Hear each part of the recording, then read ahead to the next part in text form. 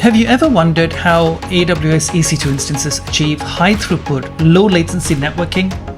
Meet the AWS Elastic Network Adapter, or ENA. It's a high performance network interface designed for modern EC2 instances, enabling high bandwidth, lower jitter, and millions of packets per second. In this video, I'll show you what ENA is, its core features, and how you can test to ensure that you have enabled it across your EC2 instances. So let's get started. So we'll start off by taking a look at what are ENAs. So Elastic Network Adapter, ENA for short, is AWS's high-performance network interface for EC2 instances. It provides enhanced networking using SRIOV and the AWS Nitro system, enabling low latency, high throughput, and consistent performance. Now, the key benefits and capabilities therefore include the fact that you've got high throughput, right? Up to 100 gigabits per second. However, that's an instance type dependency. You got low latency and jitter, so it's ideal for distributed and real-time workloads. You got higher per packets per second, so that's better packet processing versus legacy networking.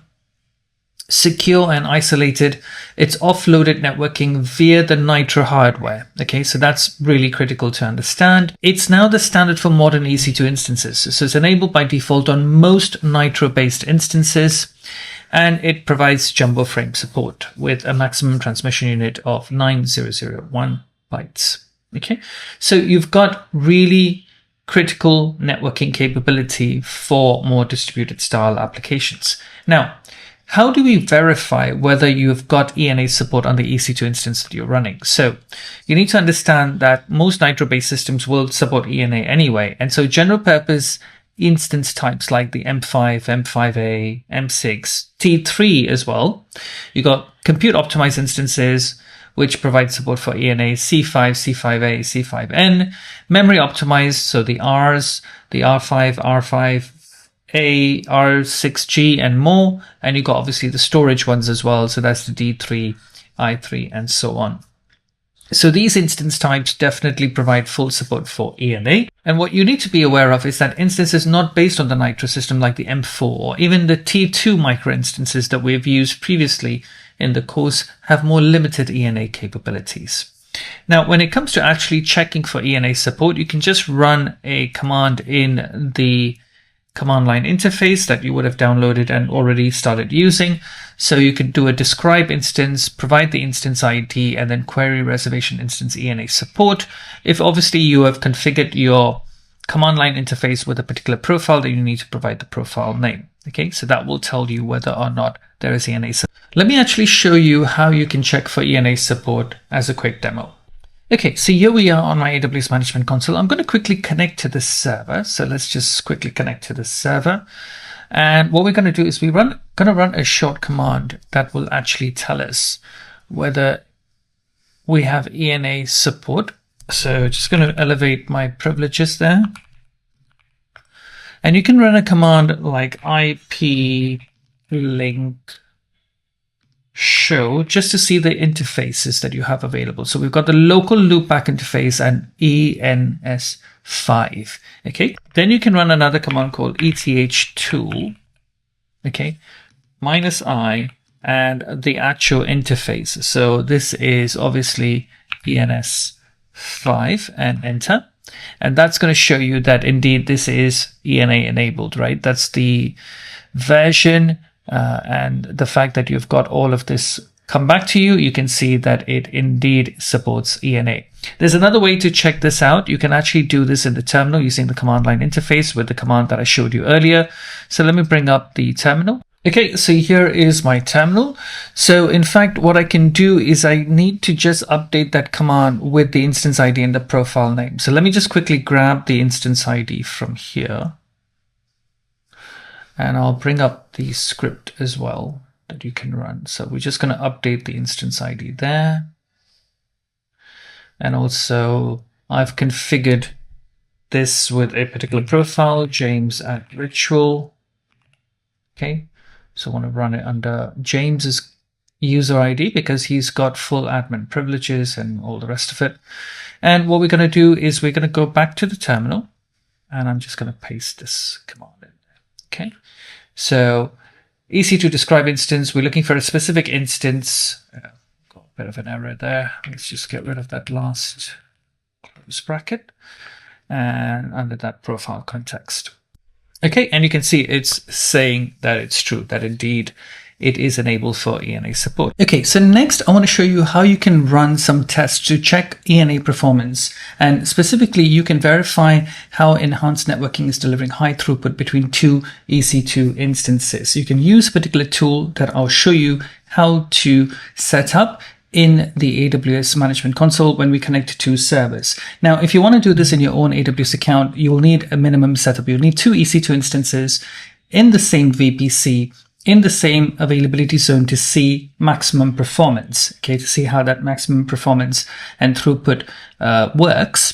And you need to ensure that obviously the EC2 instances that you deploy are ENA supported instances. So in our example, we're going to be using T3 micros, T2 isn't, so just bear that in mind. And for the security group, this particular tool requires that you have TCP port 5201 open between the two instances. We're going to be using the iperf3 tool for this. This is the default port for the iperf3 tool. Now, in the case of the two instances that I've deployed, which I'll show you in the AWS Management Console in a minute, they're both part of the same security group. And generally, when you add EC2 instances to the same security group, what you can do is you can allow all traffic from the security group itself. Essentially, what that means is you're allowing all traffic between all instances that are part of that security group between those instances. So I'll show you that in the VPC console in a second. And then you want to actually perform this test over private IPs. You don't want to test this over public IPs, because if you use it over public IPs, you're sending the test via the internet gateway, which is obviously pointless. So we're going to be using the iperf network performance testing tool to measure how fast data can be transferred between your two systems over a network. It helps you measure things like throughput, latency, packet loss, parallel stream performance, and network stack efficiency. So I've got two EC2 instances. I've got a client machine and a server machine. We need to install the iperf3 tool on both of those machines and start the server instance of the iperf3 tool on the server machine. From the client machine, we will run a command iperf3-c, the private IP address of the server, so that's this one over here, -p8, -t30. Now these individual flags, so -c is what we're saying is we want to connect to the server. The -p says that we want to use 8 parallel streams of connectivity. And we're going to run the test for 30 seconds. Okay, so let's jump into the AWS Management Console and let's see how this all works. Okay, so this is my AWS Management Console. I'm in the North Virginia region in my development account, and I got production server 1 and production server 2. Now, just before we go any further, let me take you to the VPC console for a second. Both of these servers are associated with the default security group of the default VPC. So I'm not using the Richard VPC here. And in that security group, so here's the security group there is an inbound rule that says allow all traffic from itself. Okay, it's the same default security group. Okay, so the F6E is itself, F6E ending. Okay, so it's allowing all traffic between itself. What that means is any instance associated with this security group will be able to talk to other instances associated with the same security group on all ports. Okay, so you don't need to go ahead and open that port 5102 necessarily. But if this was not the case, then you need to make sure that that port is open. I've also enabled SSH traffic so that I can use the EC2 Instance Connect service to basically connect to those instances. So I'm going to connect to production server 1 first. I'm going to use the EC2 Instance Connect and connect to it.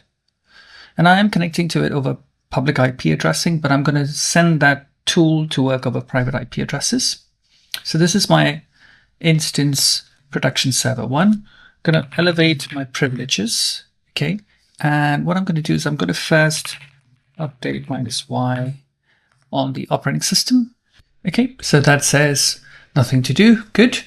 Okay, so the next thing we're going to do is we're going to install the iperf3 tool.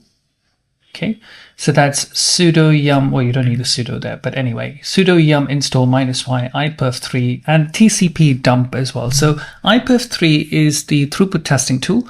We've got an optional packet level validation tool as well, which is the TCP dump. Okay, so I'm just going to install that, let that run.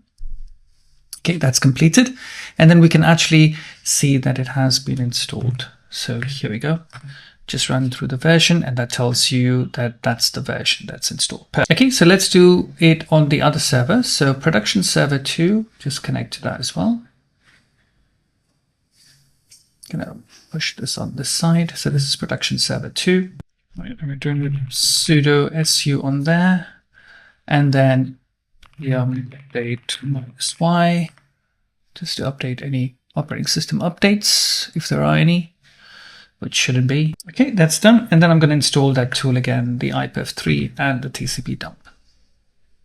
Okay, awesome. And then we can check that the versioning is correct. Yep, looks good. Okay, so I'm going to clear the screen there, and from the server 1, clear the screen there as well. Okay, now on production server 2, I'm going to use that as my server. Okay, so this is going to be the server instance, and I'm going to start the iperf3 server service. So if we go back to the slide, that's going to be this command over here, iperf3 space -s. So make sure you're on the server 2. So it's iperf3 space -s. It's 3 space -s. And that has started the service. So it's now currently listening on port 5201. So we go back to server 1, and server 1, we're going to run the other command.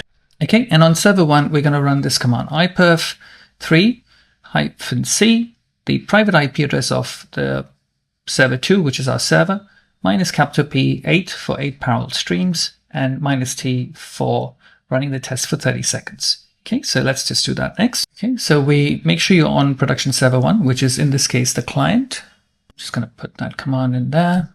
And what I need to do is just update it with the private IP address of the server. Okay, so that's production server 2.